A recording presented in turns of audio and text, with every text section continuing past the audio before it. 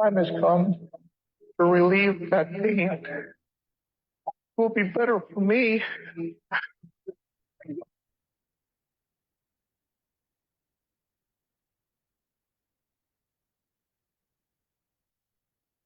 The Pain Clinic Pro Wrestling Talk Show. Can you feel the pain?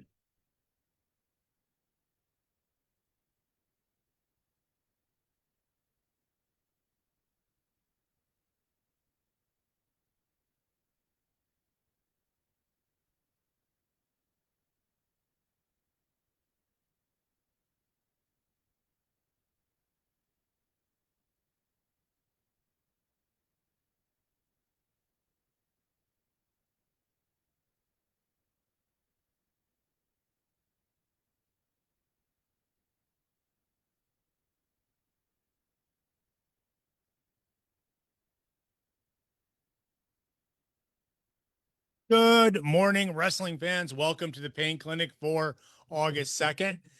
Holidays today, there are a couple. It's Campfire Day, Disc Golf Day, Find a Four-Leaf Clover Day, Ice Cream Sandwich Day, International Hangover Day, Mustard Day, National Clown Day, National Coloring Book Day, and Sandcastle Day. Wow, there's a lot of things going on today. It's also the Killer's Day at CMAC, as well as a bunch of other things. I'm your humble host, the Cash Man. Happy birthday to Austin Theory. May not have seen him in a while. I believe he's hurt. He is 28 today. Congratulations. Happy birthday. And maybe we'll see you again sometime real soon. Hey, interested in roller derby, want to be a skater, officiate Rock City Roller Derby, need you, contact recruitment at rockderbyrecruitment@gmail.com and join Rock City Roller Derby. Welcome to the show. I am your humble host, the Cashman. I said that once already. I'll say it one more time. Thank you for coming on and joining us today. Joining us, it's me. Hopefully, we've got some other guys showing up. There's a few things I want to talk about today. Obviously, it is SummerSlam weekend. 2 days of SummerSlam fun down in MetLife Stadium. Hopefully the rains are done there. I'm guessing they are because they stopped a little bit of construction on their set. Hopefully they have a good crowd. I've not heard any numbers from what kind of tickets they've been selling. I wish them luck. I don't think it's a great idea to do a 2-dayer, but that's my opinion. I'm not the guy who runs the company, but we've got to talk about that. We talked last night on SmackDown. Lots of weird things happen. One, we saw Mr. Iguana. I don't know what to make of that. Also, we saw John Cena come out and apologize for being a heel and maybe going face. There's been a lot of rumors about a double heel turn going on this weekend. Maybe Cody. I don't know. They were drinking a beer at the end. It was good. We'll see what happens. But as of right now, John Cena seems to be a good guy. A little bit of update on the death of Hulk Hogan this past week. Unscripted. I don't know if anybody has had a chance to watch the WWE Unscripted program. I definitely have feelings about that. Boy, I'll tell you, as much as they try to keep things secret, it's good hindsight, and that's what this is. Talking about booking things up till WrestleMania, but it was something, man. I'm curious what you guys think about it in the chat room. So we will definitely get talking about that. But this is SummerSlam weekend. Man, how better can you start out a show the weekend before SummerSlam with John Cena coming out and basically saying that he was following the wrong people, taking their advice, and he wants to go out as a face. He still wants to be the champion when he leaves, but he wants to embrace the fans. He doesn't want to be the bad guy anymore. And if you watch that unscripted show, it really had a lot to do with the John Cena heel turn, which is it's really intriguing. But John Cena now, we got a face versus a face at the main event Sunday night of SummerSlam.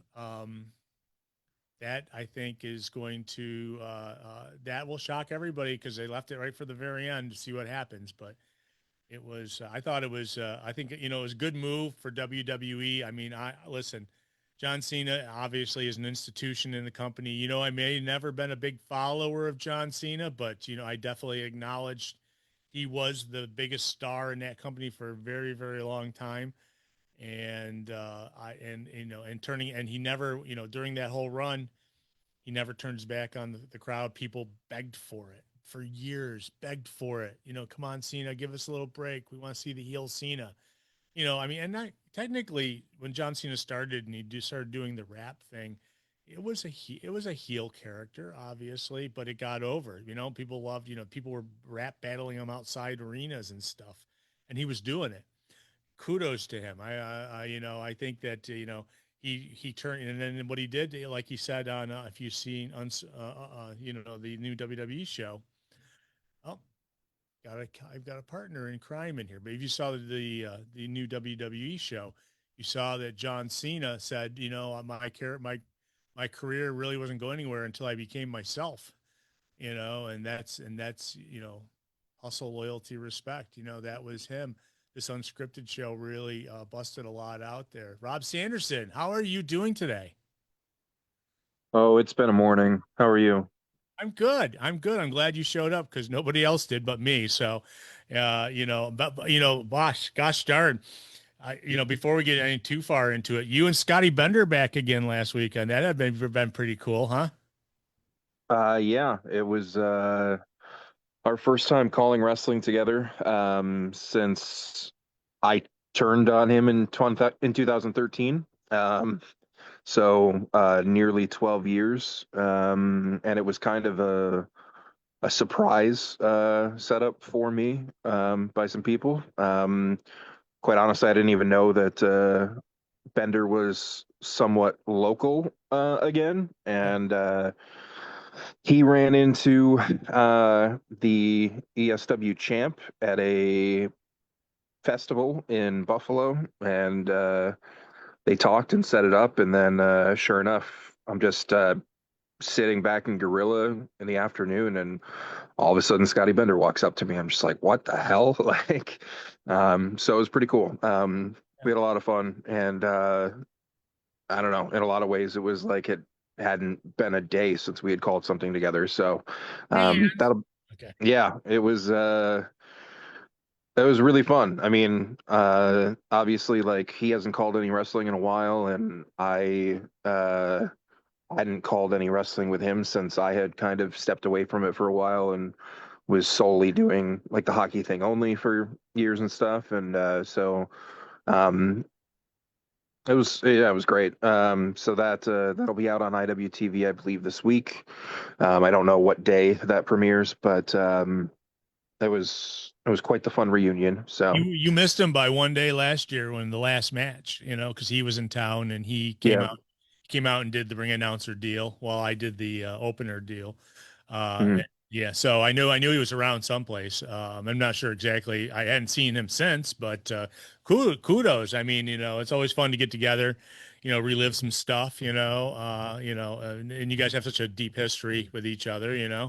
So I think that's pretty Oh cool. yeah. Oh, hopefully it I was a good mean, show. yeah, it was a great show. It was a lot of fun. It was luckily, I mean, being outside at Riverworks for that long, from arrival in the afternoon to the end of the show and stuff, was warm, but it could have been a lot worse. Had that breeze coming off the Yeah. river, which Oh yeah. certainly helped. Oh yeah. I did Um, roller derby. It was 92 in the place, so it was like eek. yeah, and on my way there, I was the first car stopped at the drawbridge to go over to Riverworks, and so that was like I didn't realize how long that drawbridge takes. The slowest thing ever, but the whole time getting to smell the fresh Cheerios being made across the Yummy. bridge was great. So no complaints. I love that place. Yeah, you always smell Cheerios. I usually pick it up right around when you hit the bend before you got to turn right down that road. It's like, oh, it's just Yeah. everywhere. It's Yeah, it doesn't matter what the weather is. You have to, it's like a legal requirement to roll down your window when you're driving past that factory. So, and I don't even awesome. know, like, I don't know the last time I had regular Cheerios. Maybe I'll buy some today. Yeah, Uh, no, you go for it. Cheerios are great. You know what? They're good for your heart too. So that's what I hear at least. mm, So I want to throw some stuff out. We're going to talk about SummerSlam, but you weren't here last week, and obviously, really, really big thing happened in the world was Hulk Hogan passing away. You know, he dying a week ago Thursday, and we all really kind of gave, DC and I kind of gave our thoughts on it. And I was, I mean, it's obviously such a big topic. I've kind of softened my stance a little bit. I tried to. I had Mad Dog come on, and he just really didn't say anything nice about him, which I wasn't trying to say nice things about him. I just wanted to state the facts. So, so for those of you who were listening last week, he came on and gave his opinion, and it was 100% his, and it was like, but what do you think now that we've had a week and a half, and now we found out it was a fatal heart attack he had, but he was also struggling with a lot of other things. What do you think of that whole situation? I mean, it really is shocking for someone 71 years old, but I mean, it's still big news to this day. Monday Night Raw went out of their way to, honor, as well as last week's SmackDown. And every show has done something, to honor Hulk Hogan. So what do you think? I mean, it's complicated, obviously. It's, you know, I the way I think about it is that he was never my favorite wrestler, but there were moments and things there where, I mean, his influences is really felt by everybody who has any association with this business. Um, Obviously a big part of my life has been doing stuff in wrestling and watching wrestling and everything. And we can only speculate how it would be different if Hulk Hogan had never been a thing. If that we'll never know really, but I unfortunately, the first stuff that comes to mind with him nowadays and before his passing and stuff is all of the really, really negative, disappointing, just hateful crap from him. And that's, I think he really did destroy his legacy in a lot of ways. And it's not one thing in particular, but I mean, obviously, like for me, you know, the recorded multiple intentional awful racist comments and stuff are just I know obviously he and I are from very different eras and stuff, but I don't think there's any excuse for any of that stuff. And sometimes you kind of make your own bed, so to speak. And so I think basically everything that everyone is feeling one way or another, one side or another, whatever, with him is valid. There are wrestling fans. I do want to point out something. He wasn't really known as a racist. It really was because he got caught on a camera, but it wasn't like anywhere in his career did it ever look like he was doing racist things ever. I mean, it wasn't like he was holding people back, supposedly. It wasn't there, so the thing is it was later in his life, all this crap came out, and it was like, and it did. And, he owned up to it. Unfortunately, he just said, he never really had I mean, his apology was don't get caught when you don't know there's a camera in the room. That's not an apology. That always was beef. That was always a beef I had with that. But there's a lot of people, I mean, but there was never an inkling that he felt that way at all. I mean, during his career at all, so that, which is a shame, but yeah, most of the bad stuff has happened in the end, and it kind of tarnished his reputation, but he's still, unfortunately, if you had to make a Mount Rushmore, I think he'd have to be on it just because of how the business changed when he was given he was given being the figurehead of WWE, WWF, or WWWF at the time. So, yeah, no, but I just wanted to point that out because it's not like his whole career he was a racist and doing things. It was very, it was just that stuff came out, but it was like, but it's not like he held people back. I mean, he had definitely had black friends. I know that have, come to his, but he also, I mean, you noticed at any of these tributes that there were certain people that just, you could tell that were, not that thrilled about being out there to do it. No, I think there were some that didn't go out there too. Yeah. That were in the building. It's along those lines as well. I mean, I would say that he did hold people back for non-racist things, just Yeah. wrestling politics and stuff, which, that's a separate thing. And obviously there's the whole, wrestling union stuff and things out there that are, to me, a lot of that's not nearly as important, Yeah. or whatever. But obviously he had a really big influence as well in positive ways on kids and stuff. And Yeah. I think the height of his popularity was a few years before me. Not much. I mean, his influence was certainly still felt. And, when I was a little kid just starting to watch wrestling, but he was already kind of wrapping things up, on the WWF side of things. And, all I could say is like, there are, it's unfortunate that like these negative things come to mind first, but that's all his doing. It's freshest But in at the same, memory. It's freshest in your memory. The latest, yeah, I mean, listen, he was in Rochester in March, and it was like, who knew he was having any sort of these problems he was having, I mean, I just saw Jimmy Hart came out on a podcast a couple days ago saying that how broken up he was over being booed on the Netflix show. It's when who you align yourself with, Mr. Hogan, and things you've done. It's not because you're in a blue state. Okay. So it was, you know, it's just, but it's interesting that, that we hear more. That's why I was saying last week after the show, it was so fresh because he died Thursday and we were on Saturday, so fresh that we really haven't gotten all the stories yet. And I mean, they're still, coming out, from different directions, but it sounds like he was in pretty sad shape at the end there. And, he also had, chronic lymphocytic leukemia. I guess he was recently diagnosed or something with it that they were treating him for. So he had lots of health problems there at the very end, and it was a fatal heart attack that got him. But it's like it's still it's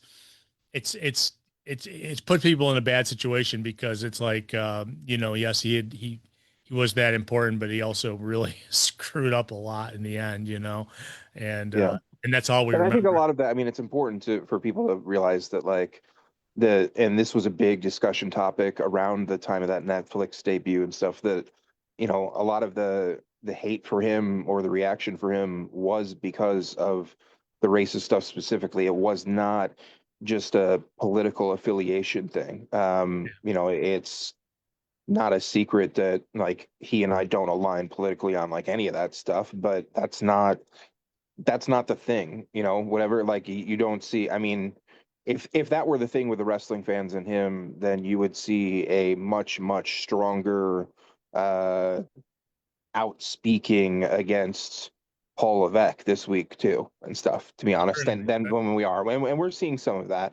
But I just want to say that like for the Hogan side of things, like even though he was never my favorite wrestler, and I all of that stuff, if you just look at the wrestling side of things, there's two things that immediately come to mind for me. And one is being in the Sky Dome for Mania 18. Him and The Rock was the most uh, indescribable crowd moment thing to ever be in as a wrestling fan. I went into that show, stating on this show that like I didn't like either one of those guys.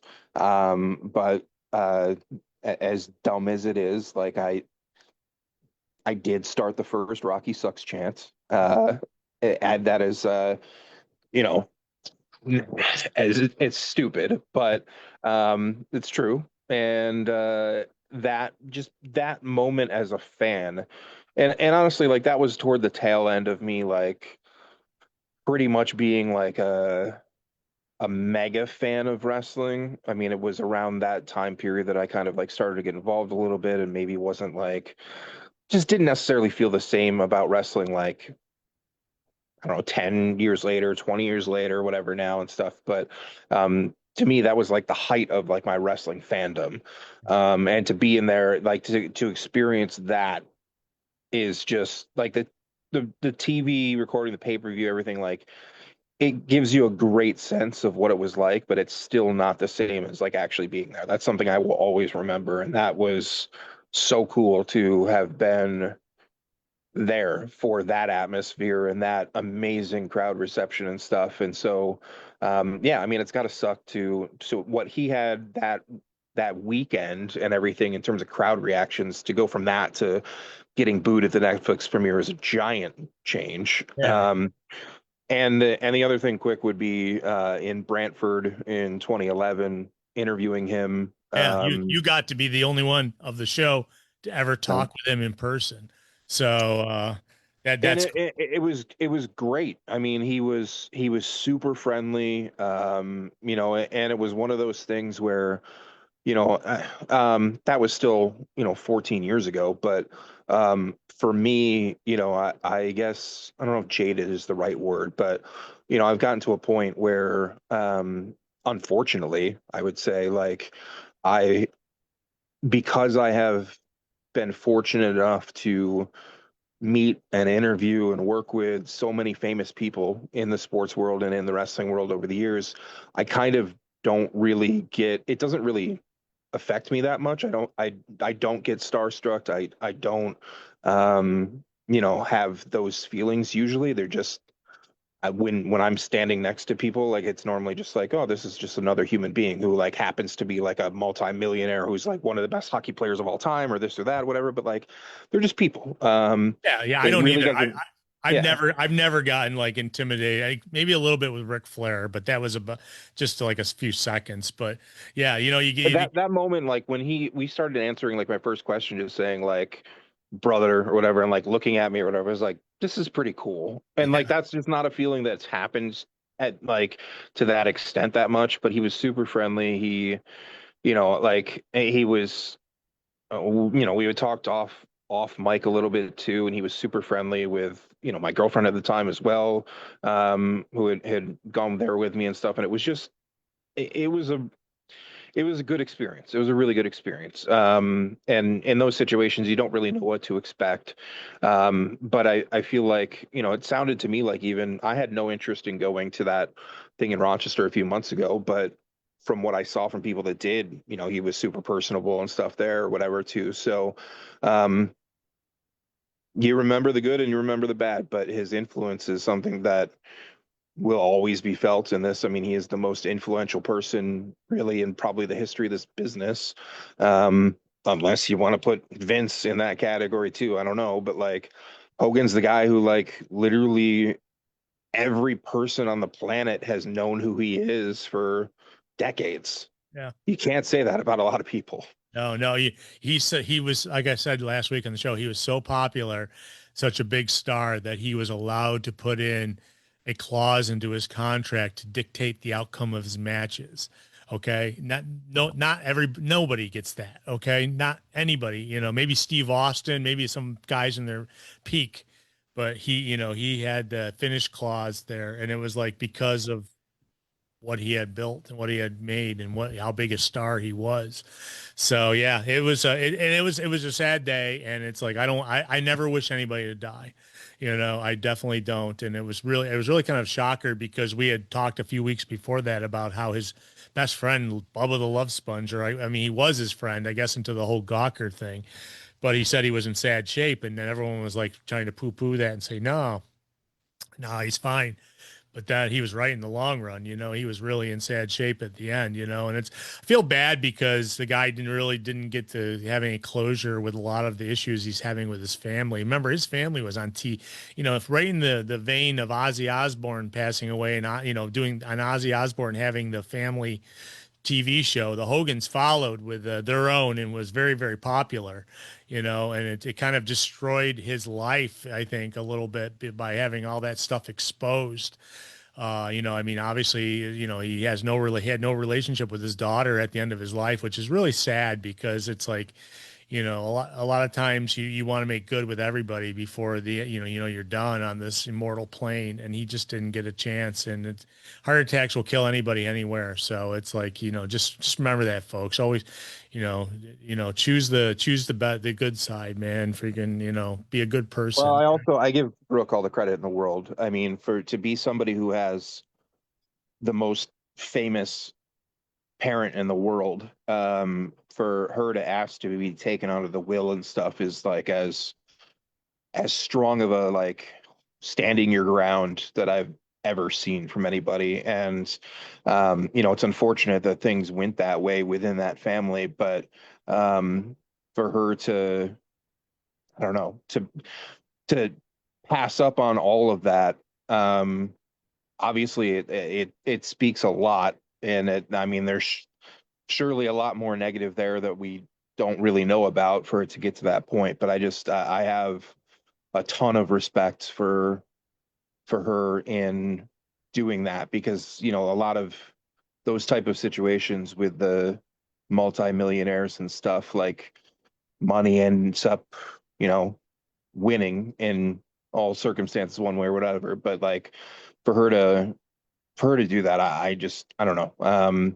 It's a weird situation. Obviously, it's unfortunate. You don't want to see anybody in that type of situation where they have that big of a disassociation or whatever. But I just think it's something that like the fact that she like asked to be taken out of that and then was like waitressing to try to make ends meet and stuff, for somebody who's been herself a celebrity and a music star and a reality TV star and all that kind of stuff. Like Yeah. I have a lot of respect for her for that. I guess he had a falling out with Nick as well, but Nick was on Raw this past week with the tribute they did on Raw. And but Nick was saying that I guess with this last wife he married, I didn't even realize that he had married and divorced his second wife, and he married a third one a couple of years ago. But that kind of caused some split in the family as well. So I don't really want to get into a gossip angle on this, but it's just that they were in the spotlight at a time in which they were a big deal. I mean, the show was a big deal. They really put Hulk Hogan in another place for a lot of people. Not only was he the pro wrestler, he showed up in Rocky, was doing Saturday Night Live and stuff, but also he had a reality show that kind of destroyed his family in the process. So it was, he was a very visible person, and at the end he wasn't. I mean, he had neck surgery, they said, in May, and but I was thinking last week, it's like, oh, I hope Rob comes, because he's the only one that actually face to face met him. We had him on briefly when he was doing that celebrity wrestling on the Nashville network or whatever it was. Because, and it's interesting that a lot of those stars he met on that show actually were, came out and had made statements and supported him as well.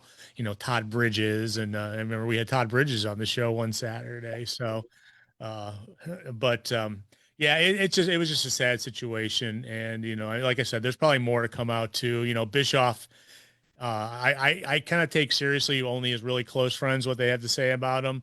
And Bischoff was one of his close friends. Jimmy Hart was one of his close friends, and Bischoff said that he didn't, the last month of his life, he didn't want to be seen physically because he hadn't been able to work out in a long time, and he kind of shrunk. And he said he just didn't feel, he was kind of he was like, his body was deteriorating fast. And he said that, unfortunately that, it led to what it did. But, there was rumors that he had, after the surgery, that they had set up like a hospital bed in a room in his house, and that's where he was living. It's sad. I mean, I have a lot of respect, for what he did. Not a lot of respect for what he did, but what he, he did recently. But it's interesting is that there's a lot of people that in the past last week or so have said that there was that he really was his gimmick. He just, there was no difference between Hulk Hogan and Terry Bollea. He was his gimmick 24/7. He had to be. Anytime he was seen, he had to be his gimmick. So it was so that kind of was a bad thing for him, because he never really got to get away from what he, the Hulk Hogan character. And, he had to live with that curse, for years. And I mean, it could be seen as a positive, but also a negative, so. But it's still really kind of, and like I said, in the last week or so, it's like I felt a lot of a lot of pity for what he was going through at the end, and it's just, now, we have to, obviously WWE did both these two tributes, and I'm sure they'll do something at SummerSlam this weekend, you know, to honor him as well. SummerSlam was a big thing for him as well. But yeah, did you guys do anything at the ESW show and to honor him or anything? No. And I think that's the right call. I mean, it's I don't know, it's the same type of thing to me that like WWE did their stuff with, I mean, SmackDown, Raw, and NXT. Yeah.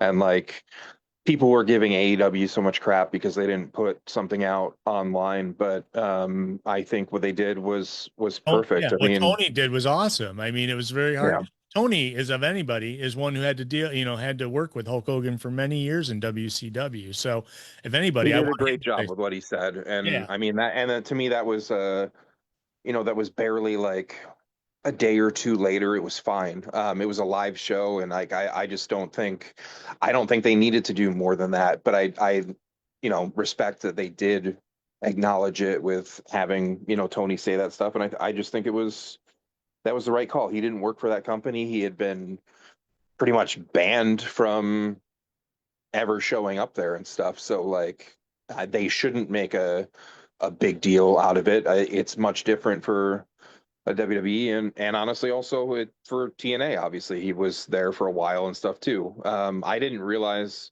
until this week. You know, I randomly pull up Cage Match and his profile and see that I had essentially been in attendance. Well, I was there for what pretty much ended up being his like last real match, which was him and Sting at Bound for Glory 2011 at Temple. Where after that, all he did was early the next year, he had two 6-man tags at TNA house shows in England.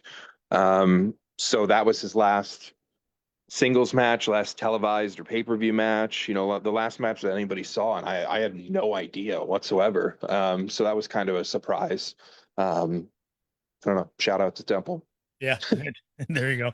All right, so I'm going to move past that, but I'm glad to get your thoughts on it because it's like it was just DC and I last week, and it's like, oh, you know, we will, you know, I will eventually will get your thoughts on the dying of Hulk Hogan this past week, but it was pretty it was you know pretty it's pretty shocking and out of the blue, that's for sure, and it was like you know coming in line there with Malcolm Jamal Warner from the Cosby Show, Ozzy Osbourne, you know, which I mean, we had just seen Ozzy do a concert 2 weeks ago, you know, and then Hulk Hogan, who, you know, has Kind been, of crazy. I mean, like how that stuff happens, like the Ozzy goes through and does that final show, and then it was kind of just like I don't know, like his body's just like, all right, like you made it through what was hard to get around to for a while and stuff, like and then it just kind of abruptly comes to an end after that. It's very strange. And I don't know, there's been a lot going on these last few weeks. But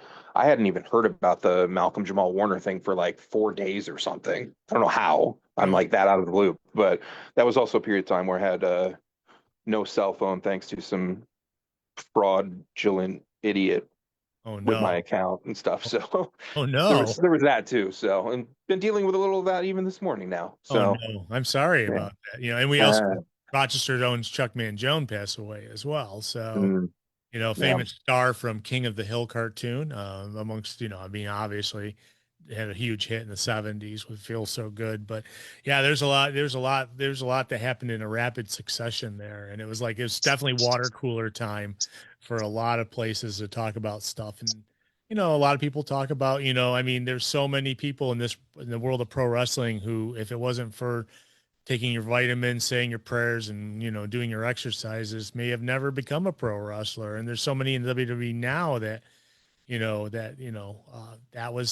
that's how they got started. You know, that's how they got started loving wrestling. So, um, and then no, I'm gonna jump to something else real quick. I do want to talk. I don't know if you caught last night. John Cena about faced in a promo to start SmackDown, and now is a so-called good guy. I say that so-called because how can you be a heel for like you know 6 straight months, or not even that long, you know, 5 months straight, and then like, oh, you woke me up, now I'm a good guy again. And so going, he comes out last night, cuts a promo, says, he thanked Cody for, beating him up and having Cody sign his contract with an unconscious John Cena, his hand. But I thought that was, that's how they started SmackDown last night. This weekend is SummerSlam. I've heard, and it's only people theoretically saying this, that there were, don't be surprised if you see a double turn. Don't be surprised if you see a double turn. Well, I guess you don't get to see a double turn if John Cena was the one going good and Cody Rhodes was going bad, because we already got John Cena being the good guy now. Did you get a chance to catch any of that last night, Rob? Yeah, I watched that segment. To me that's I don't really have much positive to say about that, because it's just you pulled off like the biggest, most I mean news grabbing heel turn like ever. Maybe not ever, since we were just talking about Hogan, but Yeah, I that think was it's the third biggest one, because there's a couple others that, like the NWO and, there's even some people before they had like the invention of pay-per-view. There was the Larry Zbyszko turning on who was the champ then? It was his best friend Bruno Sammartino. So there's been some big turns in history, but I mean, I would put, even though it was very weird, I would put Austin turning and shaking hands with Vince up there, maybe ahead of that even. But yeah, no, it just, to me, it's I'm sorry, like I don't mean to be a hater on everything they do, but I just, to me, that's like the laziest. Like, what in the world? Like, why would you not, if you're gonna turn him back, like, why wouldn't you actually do that, as opposed to just being like, I'm a good guy now? yeah. Like, what? Like, you just give up on it like that because like you're just admitting that like you did this great turn and then didn't really have an effective plan that people were on board with doing after that. Like, to me, it's such a waste. Do that turn back in a match, or turning on another bad guy to make yourself a good guy or something. Like, it just, to me, I don't understand why you, like, it's so weird. And I don't know. I mean, I guess if you can pull that off with anybody, maybe it's Cena, but like I hate that. I think from everything I hear, it sounded like, there was a good chance that he was going to be a good guy by the end of this weekend anyway. I don't know. I obviously haven't really been paying close attention to it, but Yeah. I watched that segment. I was just like, he's just on a microphone, like,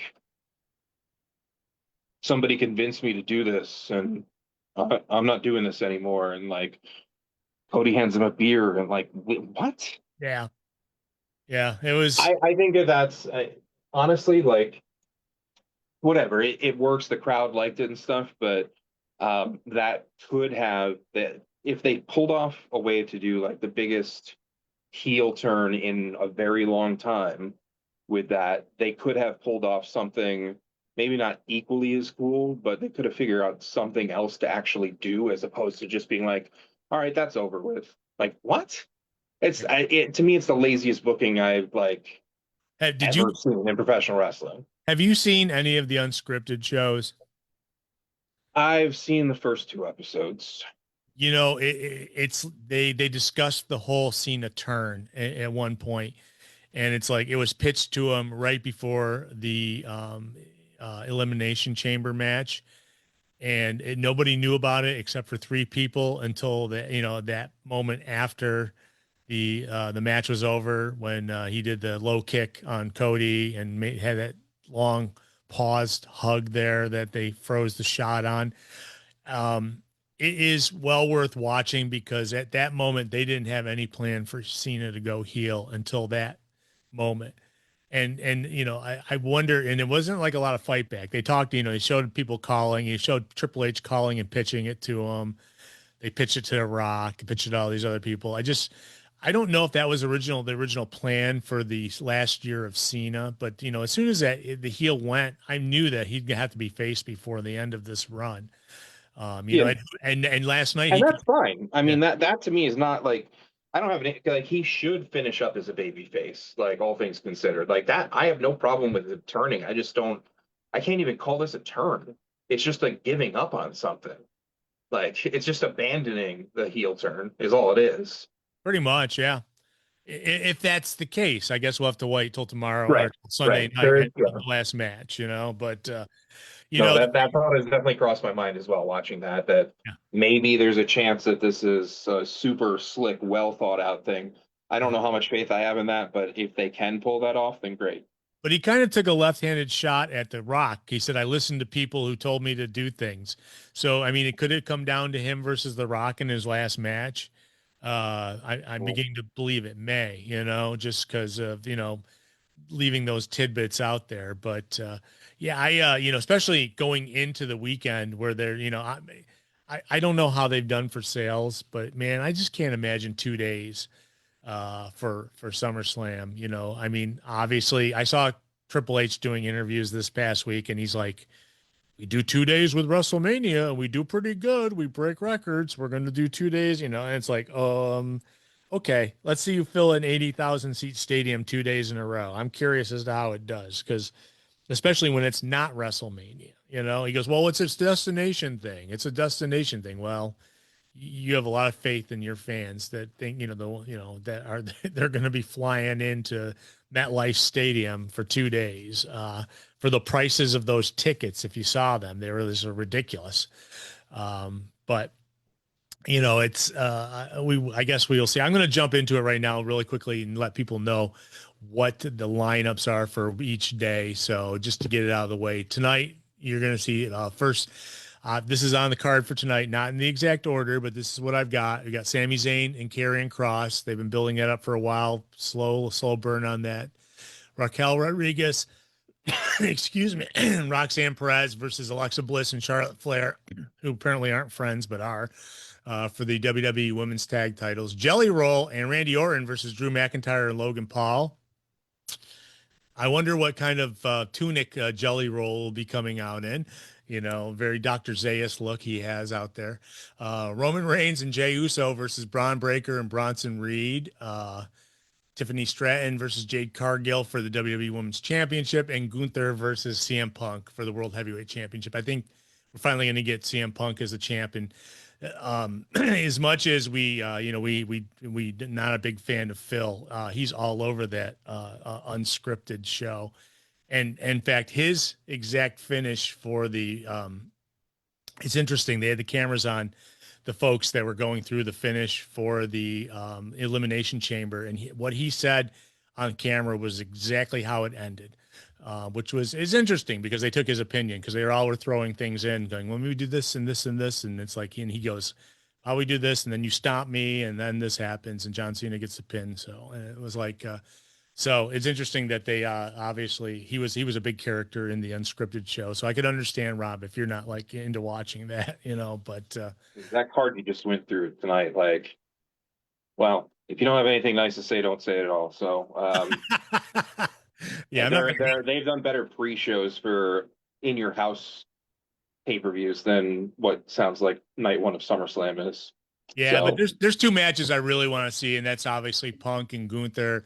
And I mean, Jade Cargill, I mean, how far does this rocket ride to the top go for Jade Cargill? I guess we'll find out tonight, against Tiffany Stratton. And how does Jelly Roll do? I don't know. I guess we'll find out. So it's night two, which is yeah. I'm sorry, you did not convince me at all with that. You made me even less want to see that tonight after those specific things. But to each their own. Yeah. I'm not into as John Cena said, you're going to see the only platinum rapper wrestling this weekend, and obviously Jelly Roll's not a rapper, but I think he was taking a shot at Travis Scott, because Travis Scott kind of apparently just kind of dropped the ball with his training with WWE and his involvement in general. So if you watch the unscripted, he was a very, very big part of everything. And then since that unscripted show came out, he's completely fallen off the planet. So from WWE. So Yeah, and that's I mean, you do that big of an angle with 3 people in the ring and 2 of them, or with 4 people in the ring and 2 of them just disappear after that. Like that's not great planning. Yeah, aren't at WrestleMania. Yeah, you know, stuff like that. The people you expect to be there. So I mean, maybe that kind of stuff they should have done more of a written deal than a handshake deal or something, because it's just, to me, that's embarrassing to go through all of that, such a big moment at a big show in a big stadium, and then like there's no follow up to it whatsoever. Like there was no reason to involve Travis Scott in that in retrospect. Yeah, did it maybe make a few more headlines because of that? I don't know, possibly, but like it was something that was getting plenty of attention anyway. It was still going to go to ESPN and everything else, so I don't get it. yeah, remember, in fact, if anything, Travis Scott kind of injured Cody Rhodes when he was slapped him on the ground and his watch caught his eye or whatever and cut up his eyelid. You know, so I mean, if anything, they weren't happy about that with him anyways, because that was not meant to happen. So, and then of course, Cody Rhodes is the first one taking shots at him now that they're allowed to. Because you know, it got to a point where he's like, I guess he was training and then he just like didn't want to. Maybe he was going to be involved in the Jelly Roll match too. Who knows? You know, Travis Scott versus Jelly Roll. That would have been interesting.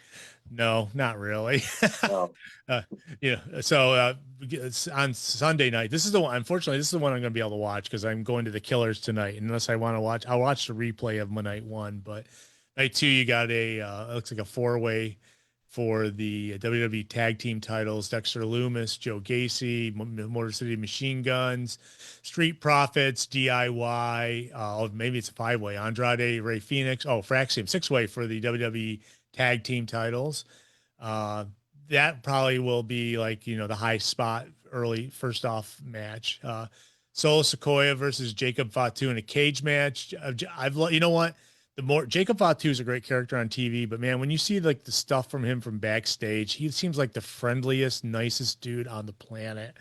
Very 1000%. Yeah, he's so happy and friendly, and it's like, and then you see him out there, and he just says, you know, he's just like mean, got the mean face going the whole time and everything. But man, he's just, yeah, he's definitely, you know, and you see some of that in especially when you get a garbage plate in front of him. He's the best. He's the happiest. I bet I was gonna say he was on that unscripted show too. So you want to catch some of the stuff. That's where you see some of the, you know, obviously the characters are all thrown out the door when they're backstage. So you got Becky Lynch versus Lyra Valkyria for a no DQ match, no count out match for the Women's Intercontinental Championship. If Valkyria can't challenge for the title, if Lynch is champion, if she loses. So interesting that I saw there's been some news on Becky Lynch this past week that they're changing her up a little bit because they were trying to, believe it or not, have her be more of like a Hulk Hogan character, a bad Hulk Hogan character, you know, the evil Hulk Hogan. And it's like, unfortunately, with him dying, they can't really keep pushing her in that direction. So they're going to change. I think they're going to change her up with some new music and stuff tonight or tomorrow night. Oop, I lost you there for a second, Rob. Okay. You lost me, but I am here. Oh, you're on the computer. There we go. Now you can see a smiling face. Hey. Good morning. Yeah. So I was talking about Becky Lynch, about how they're changing her character a little bit because they were like leaning her towards the NWO Hulk Hogan style bad person, and now they kind of have to change that up a little bit. I hear she's got new music and stuff. Kudos. I don't really care. I like Lyra Valkyria as well. They're both good wrestlers. It'll be a fun match. I'm sure someone will be involved in it since it's the no DQ, no count out. I haven't seen too much of Lyra's stuff, to be honest, but the little bit I've seen, it seems like she should get even more attention than she does. She seems pretty good. She got called up pretty quick, you know, much like like Stephanie Vaquer and Julia. They all got called up after like maybe a month in NXT to either Raw or SmackDown. So probably should have went there from the beginning, I'm guessing, because there are so many seasoned women wrestlers out there that could just step into the TV show with no problem, you know. And then there's the other ones that they just bury them in terrible booking in NXT. Shout out to Mariah May. Yeah, or whatever her name might be now. Monroe. Blake Monroe. Monroe. So we got Dominic Mysterio versus AJ Styles for the Intercontinental Championship. Now, AJ had come out and said that he re-signed for one more year with WWE. So he as well as John Cena are in their last year. AJ was also at, and you saw this, and we didn't get a chance to talk about it 2 weeks ago at Slammiversary. AJ came out and was it Leon Frazier? Who was it that he was pimping on that show, Slammiversary? Was it? Oh yeah, he came out after the X Division match, and Leon Slater was out there. Yeah. So he put him over, and I don't know. The best part was he actually came out to his old TNA theme song. That was kind of the highlight of it, but it was otherwise kind of just okay, he's there. He's like Christian Cage on a microphone, just popping back up or whatever. So yeah, it's cool that it happens. I guess they said he was thrilled to do it. I mean, he's wanted to do something. He's happy that TNA is still around. I mean, he didn't want to go into the Hall of Fame when they offered it to him last, but to me, all I can say is that, I was really happy to see that TNA had such a big crowd and stuff for that pay-per-view, but all things considered, I catch TNA here and there. Really happy to see that new really tall guy in a suit with Mustafa Ali, who just happens to look like big time Bill Collier. Yeah. But I that pay-per-view sucked. I'm sorry. Like it was like for the crowd they had, for the hype they had, for the talent they have on their roster. I don't know how much of it I can put on booking, how much I can put on the wrestlers. That a lot of it I think is the decision making to not choose for Santana to win on Long Island there. Like it was just like he was so incredibly over in that crowd and they didn't do it. Instead they end the night with two NXT people as their world champions on the single side. WWE folks are, it's like, I was very disappointed after watching that pay-per-view. Yeah, after you see the fine, but interesting things have happened since, I don't know if you saw that this past week on TNA that Moose got a pin over the TNA champion in the middle of the ring, which, hopefully maybe it's a sign of things to come, but yeah, there's, but there's some news I'll talk about later in the show that I think with the TNA's relationship with WWE is actually helping them beneficially get a new TV show with maybe a bigger network. So moving up to the next one, we've got Naomi versus Rhea Ripley versus Io Sky, triple threat for the women's championship. I certainly hope that Naomi does not drop it after just picking it up. But Rhea Ripley, Io Sky have, every time they're in a match, they do some amazing things. And Rhea Ripley's all over this unscripted show. If you really want to see what she's like, definitely watch it because they follow her into like an occult shop and she's like shopping and stuff. It's very, very bizarre stuff, but she's a very normal person when she's not like, doing like, I don't know, just, getting into her music and coming out and doing like the faces and stomps and things like that. She's a very, very normal person. And then we got Cena. Her and Buddy Matthews' house is a very creepy vibe to it, but I would say Rhea Ripley is probably still like of every wrestler I've never met or interacted with, she's probably my favorite out there. She's got a matching tattoo with, who is it in TNA? With Tony Storm. They have matching tattoos. I saw when they were both in NXT. Maybe they had gotten I think it was on their forearms. They so I mean, there's the very small world in the world of women's wrestling, and they were and Tony also has one with Deanna as well. So yep. No, I know I know I've seen stuff before of like Rhea and Dom and Priest had all gone and gotten like little dumb tattoos together and stuff. And so, yeah, I don't know. Rhea to me is still, I don't know if she has as much momentum right now as she had maybe 2 years ago or whatever, but um, I don't know. At this point, there's not too many people left on the WWE roster that I like care to go out of my way to watch or whatever, but she's still on that list. So, Yeah. Oh no, I love Rio's. Yeah, I love and Rio. EO is great as well. Yeah, EO's fan. You see EO and SpongeBob online earlier I this did week. see, I did see that. So, I had a similar interaction with a very fake SpongeBob in Manhattan once, but yeah, Did he ask you $5 after you took the I think picture? I think so. Yeah, and it wasn't in that same voice. So Oh no. I love yeah, it that she was doing selfies with him. She's like, and he was like, I mean, whoever was it Krieg Bomb by any chance? No, I'm kidding.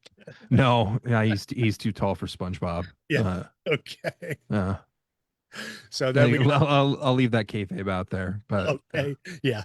So I'm gonna leave the last match, obviously Cena and Cody Rhodes street fight for the WWE Championship. Who knows who will show up? Who knows what will happen? I think Cody Rhodes wins it, and I think that maybe we get a Rock appearance or something. I don't know. I mean, I don't care about the Rock, to be honest with you. It doesn't really move my needle anymore. Especially no, when, wow. especially, No, I mean I think it's it, if they can pull off a Cody turn now, somehow with this, and I don't know if they can or if they will or whatever, but I mean, people have wanted that Cody turn since pretty early in his AEW run. I think that would be a, like the next cool thing to do. It's not going to be as big of a deal as Cena turning, but I all I know is like looking at this lineup for tonight and tomorrow, and I didn't really know this until I got your email with it. Like, I literally would choose any of these Sunday matches over any of the Saturday matches, which is crazy to me. But like, there's nothing that I want to see tonight. I mean, there's a couple people I really like on that list, the Charlotte Flairs and Sammy and stuff, but like, uh that for as negative as I am about WWE stuff or whatever these days, like that night two lineup is pretty good to me. Like there's plenty of stuff on there that I have no problem like watching, and there's not one thing tonight that I yeah. yeah. Well, I'm sure that I if I was a regular like I they couldn't balance this out a little bit. I mean, I don't know. I mean, I guess probably most fans are equally excited about both nights, I'm guessing, but like well, for CM Punk's for me, over. holy cow, Yeah. there's a difference. Yeah, CM Punk's over. He's over. He's super over right now. So it's hard to it's hard. Yeah, I know. The interesting thing is both shows broadcasts are on Peacock. Obviously, you have to be a member, but 6 o'clock is when their pre-shows start. Guessing they're going to go 7, maybe be done by 11 each night. I'm guessing I'm going to be the Killers tonight, so I'm not going to see any of tonight's. I probably will get all sorts of like text updates and stuff that will probably, I don't care, to be honest with you. If I find out what happens, I'll still watch it anyways. But You're different than me on that. I once I know what's happened, I very rarely care to go back and watch a wrestling match. see, I don't. Yeah, if it's ruined for me. I'm looking at it. I don't care about Roman Reigns and Jey Uso versus Braun Breaker and Bronson Reed, except for the fact that they left them laying in the ring on Monday night at the end of the show, and Bronson Reed stole Roman Reigns sneakers at the very end and held them up, and it's like, and apparently that's an ultimate disrespect. I don't know. I don't see that happening in high school. Anyone stealing after beating someone up, stealing their shoes and running around. I don't know. Some of those shoe people out there are dropping lots of money on those Oh, that's true. those sneakers and stuff. So, yeah, it's I don't know. To me, it's really difficult once I know something is happening. Like I don't have the same level of interest in it. We've had that discussion before about stuff, and I think that it makes me think a little bit of I don't know. I guess since there's so much talk about like the Unreal show and everything this week, like it's not like a horrible thing. And when all I do is talk about like booking decisions and stuff, like so calling ESW last week, like there was the main event was the Everything to Gain Rumble, to determine the number one contender and stuff. And I made it a point like I did not want to know who was winning. And there was more of a question mark, I think, in that this year than there was last year. But it was funny kind of going through.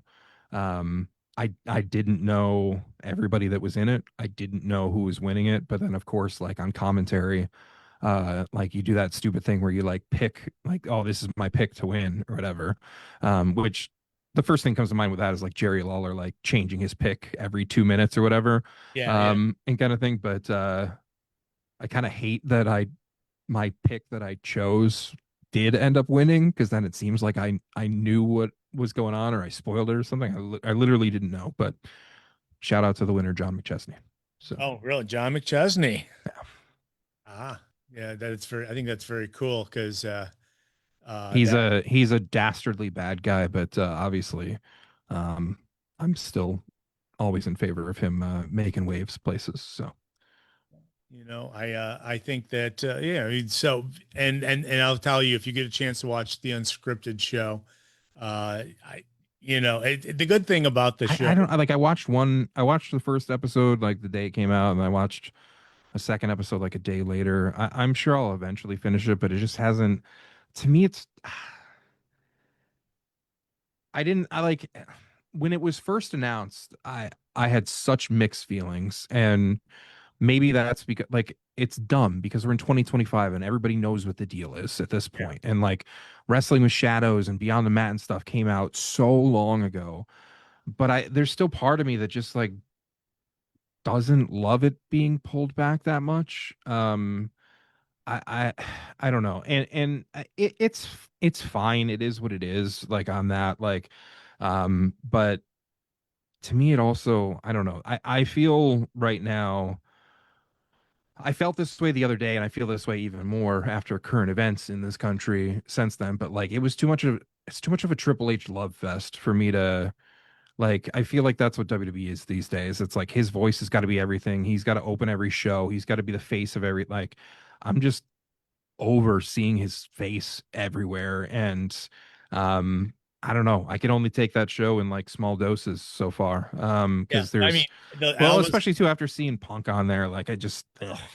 I will say one thing: language is terrible. I mean, they if you can't let. I mean, if you're worried about swearing in front of kids, man, these guys are just. It's real raw language, they're swearing It's like nothing crazy. compared to the hockey world. I'm gonna pull back that curtain, but yeah. I was gonna say but the thing too is like a lot of people have said they're not giving away specifics in the match. They're just giving away the storylines and how they develop, and the backstage, and like how people, after matches they congratulate people coming back to the gorilla position, and there's a lot of things you don't see, but they're not giving away like the guys calling the match. They are. Though they are, I thought it was really interesting is when there was a match going long and they were trying to speed it up. And so the producer was Abyss or Chris Parks. And you saw that, right? When I did see that. Yes. And he was telling him to cut things out of the match. So was that the referee relays that to him? Like, cut the device through the earpiece that goes through. You get the producer for that match. I mean, it's, I don't know. A lot of that's not a surprise to people and stuff or whatever, but like also seeing that to me, like part of the reason that I can't get into WWE these days like I used to has a lot to do with the people who are running things or whatever. And like that whole segment of the episode that I did watch, to me, like I just like this is the monster Abyss, one of the most intimidating wrestlers in recent history, and he's been treated in a way where he's like scared and so like Bruce looking Pritchard, for yeah. validation and stuff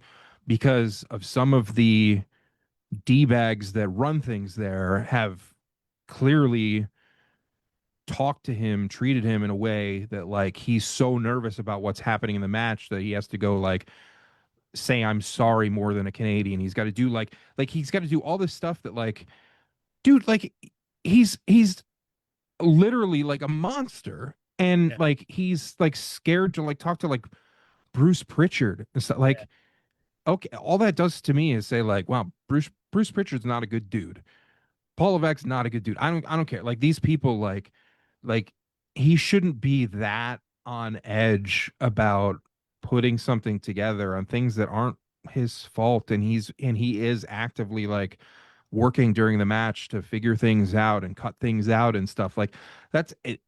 The stress of that specific role there to me has got to be through the roof, and I Yeah, can only imagine how much worse it was under Vince. yeah. You know, it was amazing because you know, they would cut from Bruce Pritchard where he goes, "Well, we're on Netflix now. It does not mean we can end whenever we want to." You know, and so then they lead it right into that match where that was the final match of the night. It was CM Punk versus Seth Rollins in the main event. This is the one that was going to go on WrestleMania, but they decided to put on the debut of Raw on Netflix. And it's like, you know, and as the match goes on, he's, you know, Bruce Pritchard's overseeing him, and he's freaking, I know, I'm trying to cut things out. He's like, you know, it's definitely a perspective I've never seen before in the world of pro wrestling. That's No, and live TV is going to be stressful and stuff. Like I get that. But to me, it was a little, it was very telling of what that atmosphere is like and still like. And just I guess the narrative out there of like, oh well, Vince is gone, so now things are great and people are so happy backstage, and Triple H is this great boss with innovative ideas and respectful to people and stuff. Like a lot of that is just garbage. A lot of that is not true. And I just, to me, like that scene kind of disgusted me a little bit with it. I mean, the fact is like, yeah, you still want to keep to your times and stuff doing a show like that. I mean, it's the same type of way like when we do a live stream of an indie show, like do we have a hard out time? No. But like if people go long or whatever, sometimes I'm like, come on, like what's going on here, whatever. But like that doesn't mean that you have to WWE is a different scale. It's Netflix, it's a big deal. There are a ton of people watching, but um would it have been that big of a deal if like they didn't cut the one move out that's going to be 12 seconds of the match? What like you're gonna make this guy like hyperventilate and stuff yeah, because like seriously. come on, You like definitely it's could tell he just was sweating, you know, he was, yeah, it that's was, not to me that's not necessarily how you get people to do their best work, but some people think that way. Like you have to beat your employees down to get like I just don't like it. it was interesting that one of the backstage shots has Punk dealing with one of the women writers, and she pushes him. Yeah, and I guess what they do is My new favorite writer. they were redoing the angle that had happened in the ring, and so she was like reenacting it with Punk, and so she shoved him. And there's a lot of people like up in arms over that, you know, not, you know, understanding. There's a lot of stuff that goes on this show. It's well worth watching just to get an idea of what the tension's like in this company, you know. And I think what it was remember the Netflix debut show, The Rock kind of talked for like 25 minutes and killed the time on everything on the show after that. And so that's why they were so much pressure on to kill things in that last match when they were doing it, because they were running. I mean, you know, like they said, they're on Netflix. So, you know, not just because we're on Netflix doesn't mean that we can go as long as we want. You know, they were trying to end it by 10:30, and they, you know, they were The pretty same way close. they then base the biggest storyline in years around The Rock being there, and then The Rock disappears. Yeah. Yeah. Let's Mhm. build this up, and then oh, he's gone. So I thought that you know, if you, I would definitely say if you're interested in how like the world of pro wrestling works at the top level, backstage or in the grill position, or even in the creative position, definitely watch it, because there's like so many people that are involved in all of the, you know, all the matches are stepped out completely from the beginning. You know, like the, you know, the big matches, they're in the ring and they're talking them through, and it's really a really interesting thing. But I mean, I'm sure like once I finally get through it, I'm sure I'll have, you know, more thoughts, and there's probably some more stuff about it I will appreciate. There's certainly things to me that, you know, like I keep an eye on because it's extremely interesting to me as yeah, well. Like as somebody who has booked and worked backstage at a much smaller shows and everything, like you still see like, oh, this is how they do that or whatever, or this like this is how far out they book this or whatever. Like there are pieces of that that are interesting to me. And you know, seeing that stuff, I just um I don't know.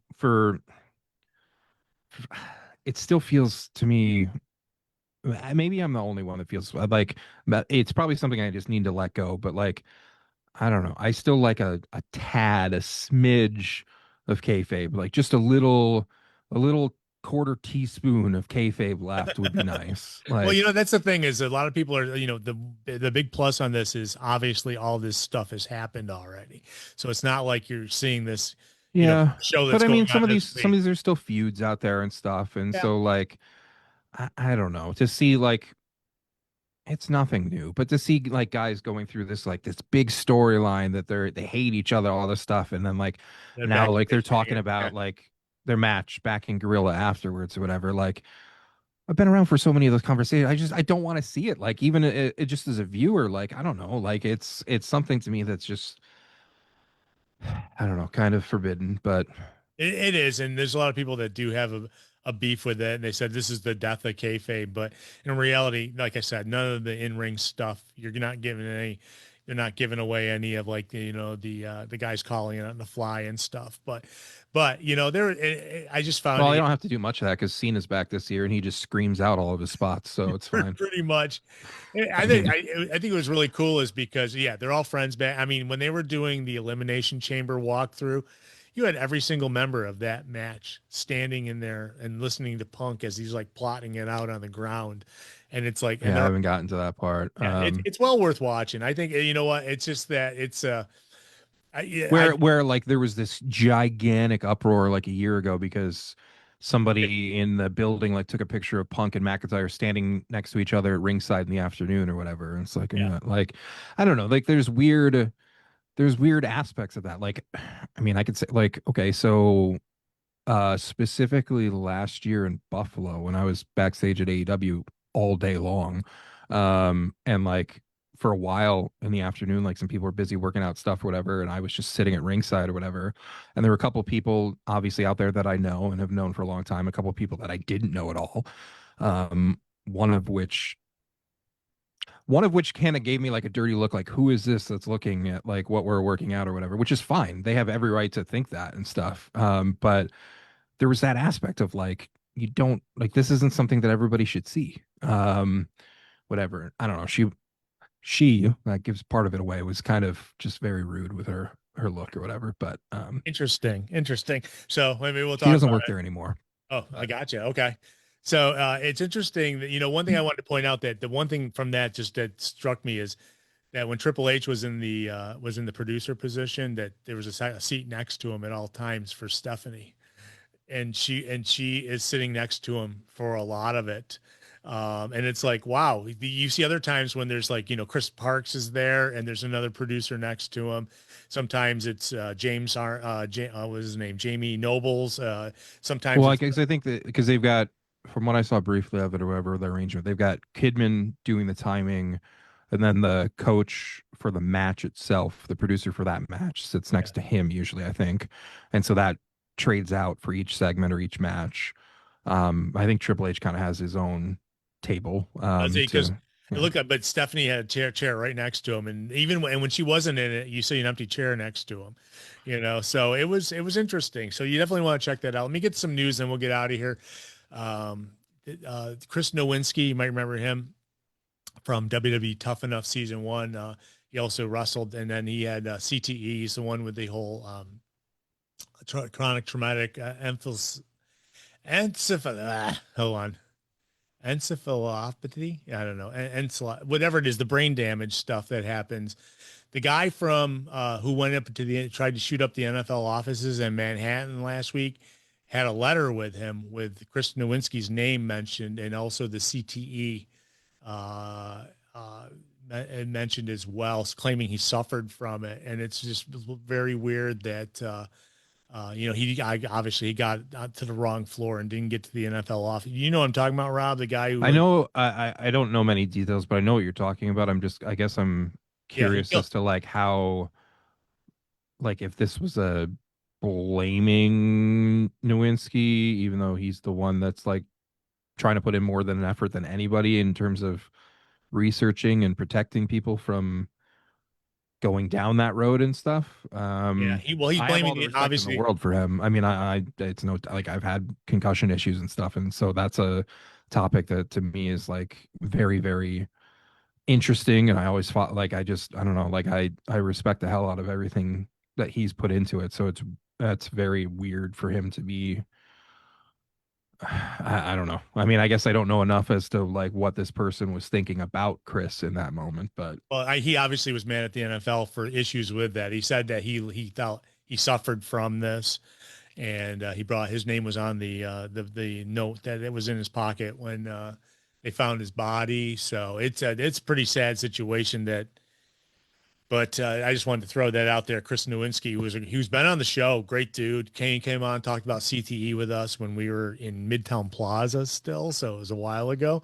But he definitely, I felt terrible for him because he had a great history or future ahead of him in wrestling, and then unfortunately that, you hit your head too many times, you get too many concussions, and it's a very serious problem with every sport, pretty much. I mean, football someday will die because of this. I hate to say it, but someday, there's, that's sports are very, very, very slowly, gradually changing. And yeah, I mean, I like I'm on the side of it where like I have no issues whatsoever. I applaud people that put on the Guardian cap. I am somebody who doesn't agree with a lot of other people in the hockey world that like I would love to see the fake staged fights leave the game. I'm not ready to give up on the like retaliation for a dirty hit fights that are actually real and stuff. yeah.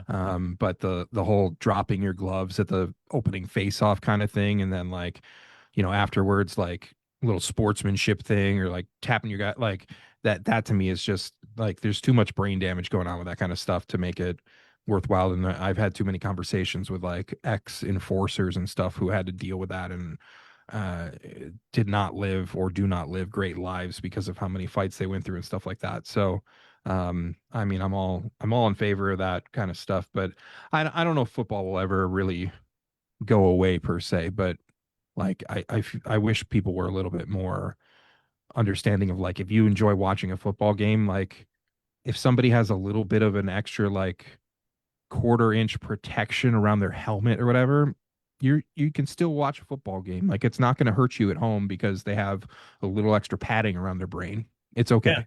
Yeah. So, No, that, and I think it may be the downfall in the long, because I mean, when lawsuits start happening because of yeah. CTE, it's like we've already, I mean, it's definitely something to look into, and I know they obviously have, and there's been changes and stuff from a youth side of things.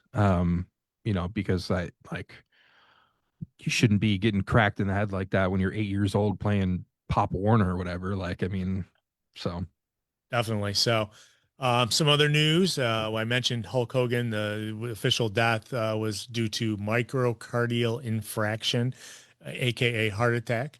It also states that he had a history of chronic lymphocytic leukemia. Now, I'm a chronic CML. I have chronic myelogenous leukemia, and so it's a more aggressive form of what I'm dealing with. He was going through some treatments for a bunch of things, and his heart gave out, which is sad, but a buddy of mine who I work with went and proceeded to tell me all the wrestlers he grew up watching and what age they died at. And unfortunately it's very young for most of them. So, due to, I mean, unrealistic expectations for body size and things like that, cause you to take medications that make you stronger. And so, unfortunately that we're going to still see more stuff like this, but it was officially a heart attack that killed Hulk Hogan. Nikki Bella competed in an 8-woman tag match on Monday. And during the match, it looked like apparently she had an unexpected injury. She took an elbow drop from Piper Niven and her breast implant moved, which is pretty serious. They're not supposed to. And still sounds better than other things I've heard in wrestling of popping compared to moving, but still that doesn't sound fun. yeah, so she's going to have it surgically fixed, but when they don't know, but she still might be able to continue to compete. But it was an elbow drop from Piper Niven that did it. She thinks, if you go back and watch it, you might be able to see it. It moves. Pretty sad. Maybe it'll keep her out of the ring for a while. That's what I was hoping. But now I'm hearing rumors that maybe Brie shows up with her this weekend at SummerSlam, because there's been a lot of rumors about Brie coming back.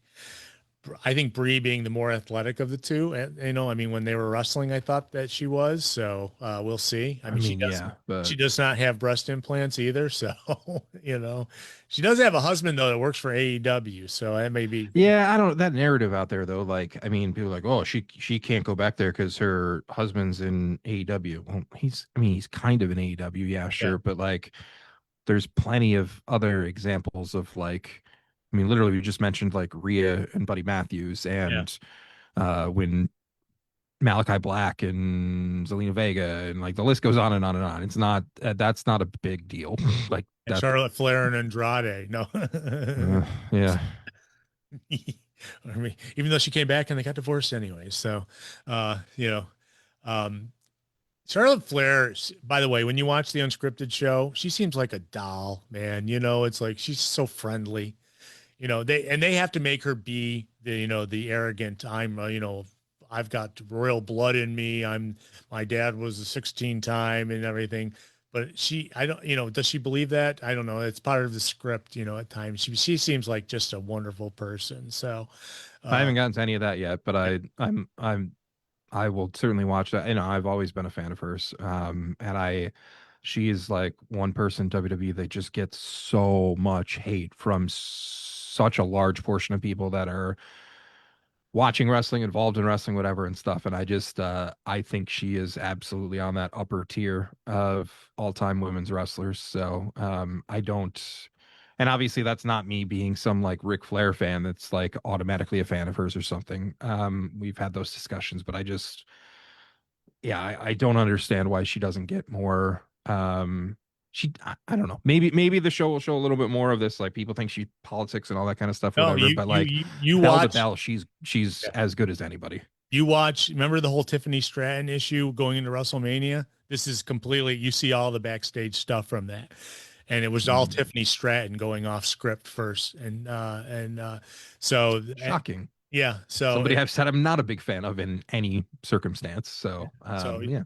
yeah. So you would love this. This is great stuff. She taught, you know, it's that, you know, they actually show like when she gets confused after she says something in the ring, and then it's like, wait a second, and then they start trading the barbs that were, and then Like, do people again? Maybe I haven't seen enough Tiffany Stratton matches, and like I'm okay with that. I can live with myself for that. But like, people really think she's a better wrestler than Charlotte? Come on, no, you know, the come funny thing on. is Charlotte hugs her after their match at WrestleMania. They come through the gate and she's like, you know, she hugged her and she thanked her, and it was all sorts of, you know, it was there, you know, there was like some real tension for about 2 seconds, and then I don't remember that match well, but I mean it's no secret to anybody that like a lot of times the best matches in wrestling are from people who have legitimate heat with each other. So maybe that was part of it too. And then you show a little respect for your opponent afterwards behind the curtain and stuff. And that wouldn't be the first time of something like that happening. But yeah, you definitely, yeah.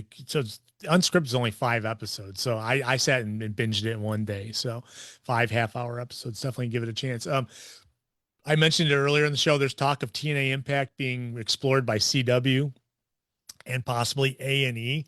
According to those outside companies, the CW rumors in particular were making the rounds again recently, because I think TNA Impact, you know, obviously getting a big hand by WWE NXT stars coming over, as well as other ones like AJ Styles I mentioned, and some, you know, as well as, you know, we had NXT, we had Santino Marella on this past week wrestling. So you know, there's a lot of trade going back and forth. Who knows? I mean, if TNA Impact gets a better channel, kudos to them. You know, it's something that they've been working at forever.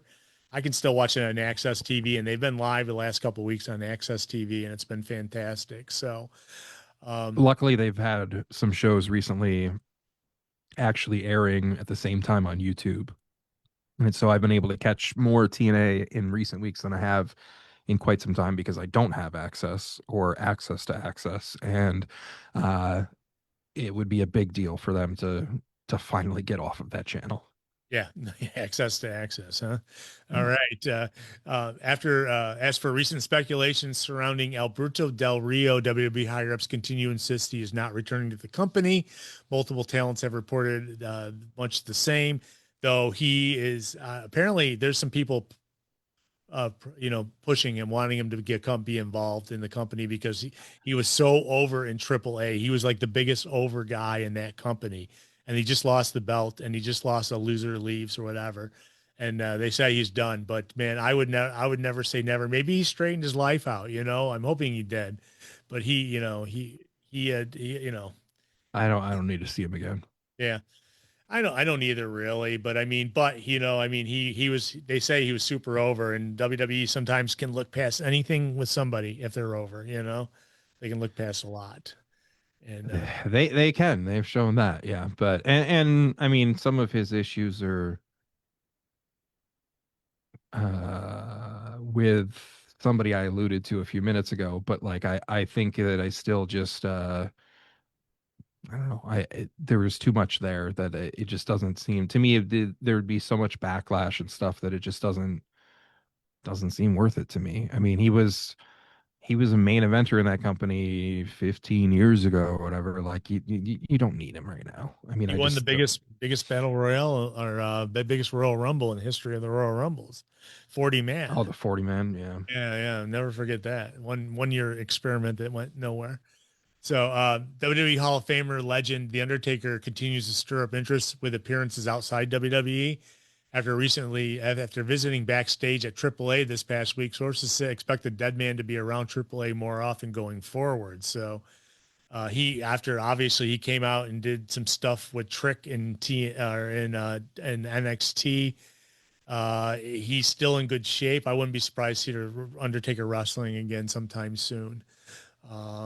Unfortunately, Jelly Roll, who's wrestling tonight on Slammiversary with Randy Orton, revealed he suffered a broken pinky during the first week of training for his upcoming tag team tilt at MetLife Stadium in East Rutherford, New Jersey. He was doing interviews the past couple of days, and he had broken his pinky, but he was jumped by Logan Paul, and on last night's SmackDown and got beat up and, then came back out and, kicked butt in the end. I'm still curious to see what he's going to wear coming down to the ring. I could see like a Mabel style uniform or something, Oh, don't. I mean, all respect to Big Daddy V, but SummerSlam. When I think of the worst SummerSlam main event, I mean, 95 comes to mind, and I don't know. You would hope that you could do better than what they had Mabel do that year, but yeah. Interesting. So on Friday, Triller TV issued a press release to announce the debut of Talk and Shop presents The Ratio Pro, a new reality series from the Good Brothers. That's Carl Anderson and Luke Gallows. They're still hanging together. The new series, led by former WWE, TNA, AEW, New Japan Pro Wrestling veteran tag team duo, will premiere today, Saturday at 8 o'clock on Triller TV. New episodes will air every other Saturday after that. So Good Brothers are still around doing their funny stuff. I bet, I love the last shows they were doing. So very funny stuff. They're funny, and they do a good job. So kudos. We'll see how it is. It starts tonight on Triller TV. Triple H appeared at the White House in Washington, D.C. 2 days ago to join President's Council on Sports Fitness and Nutrition.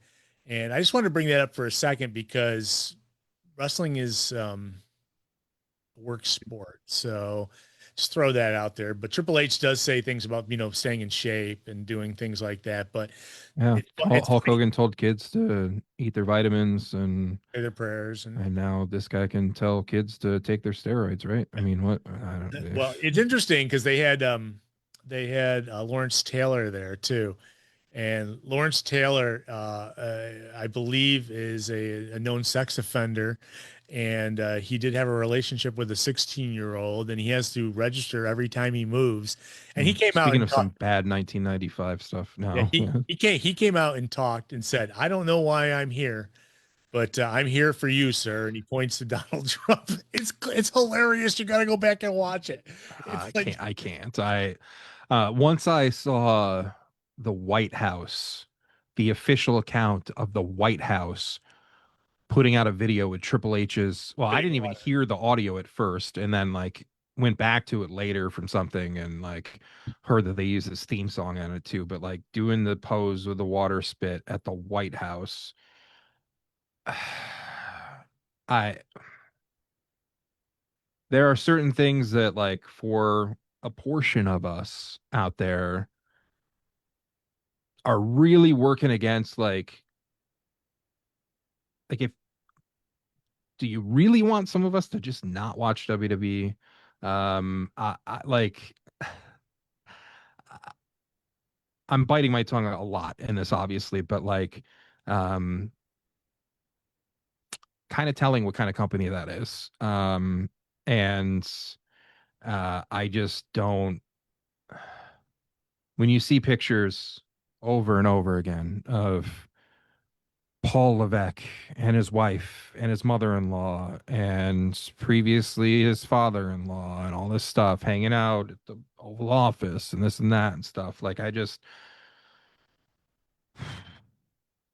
even need to say anything. Like you can tell how I feel about it, but I mean, if I don't know, when you've got a woman hired, appointed to take over the Department of Education just to dismantle it and talk about A1 and all this stuff or whatever, like Yeah. it's a it's a bleeping clown show. I'll leave it Yeah. at that. Yeah. Well, I will say that it's interesting that that if you do go back and listen to it, the president is just doesn't know what he's talking about. He's just like rambling on. It's like me. I like sometimes if I'm like stuck for words, I'll just start rambling and like doing. He does it. Do you He does turn at a podium and like say like, "Oh, this is a good best friend of mine for a long time. I can't think of his name right now, but it. yeah." Yeah, no, But he's not the sleepy guy, right? So no. So it's like it just kills me. It's like, but it's funny because he's just like he's like introducing each of the people, and he's like, here's another one. So I'm gonna jump past that. I don't want to get too much into that, but so Triple H is now I on can't the believe council. we're living in this timeline. That's it. Yeah, it That's is my like last comment. DC said it's the worst timeline ever. Okay. Corey Graves is officially back at the commentary table for Monday Night Raw. He's been there for a while, but it looks like Pat McAfee's taking more time away. He's got college football starting in less than a month, so we won't see Pat for at least until January again. So if you're going to tune in to Dynamite this Wednesday, you're going to get MJF versus Mark Briscoe. They've been building that up for a while.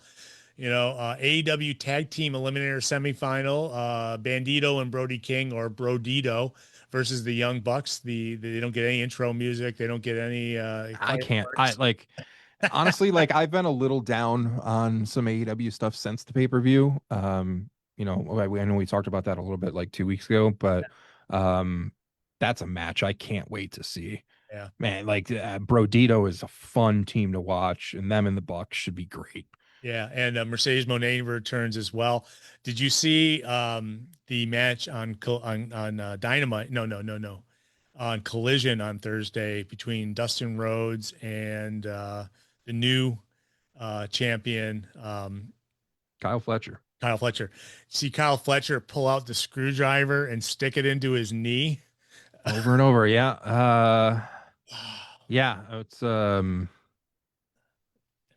it like all things considered, like obviously we talked about the way things went when Adam Cole had to pull out of the match at All In and everything, but giving Dustin that really quick reign, it didn't hurt Fletcher at all, and Fletcher still got the win and the title in his kind of adopted hometown now, and I think it was well done. I think it's cool that Dustin's listed now as a former TNT champion. Had that moment for just a little bit, wasn't too long or anything. The match got that main event spot. It delivered. And that this, I don't know, that I saw some people this week now, like with all this tribalism out there and stuff, like now, like Kyle Fletcher's a person. Some people are like, who is it? Like, he's not a star or whatever. And AEW can't make stars and stuff. I'm like, are you kidding? Like, this guy's great. Did you see the cage match he had with Osprey and stuff, like and that match with Dustin and stuff? So I'm glad to see that the Fletcher train is rolling. Osprey elevated him, man. He definitely I thought that without a doubt. And he looks like Osprey. I mean, they have like the same similar physiques and everything, he definitely, I always felt that, it was They great. both have that- had some really bad hairdos too, as well. Yeah. And I feel comfortable saying that because I have as well. So that's fine. Yeah. All right. That's all the news I got. So, is there anything I'm missing that we should talk about? No, I mean, it's another one of those very busy wrestling weekends for fans that want to watch a lot of stuff. There were two, like GCW is doing like a big weekend, so they did two shows yesterday, the WWID show and then a GCW show last night. There is Bloodsport at 1 o'clock today, including Natty against Masha. Looking forward to seeing that. They do emo fight at like 11 o'clock tonight after SummerSlam, which will be fun, as one of the older emos, as we now call ourselves. And then tomorrow there's a JCW show at noon, free on YouTube, with an absolutely loaded, I mean, just ridiculously loaded card that anybody can watch for free at noon on YouTube tomorrow, JCW High Noon. So it's been some good stuff there, but that's a really big weekend. Next ESW show will be Friday, September 26th in Niagara Falls. Did you say Elmo?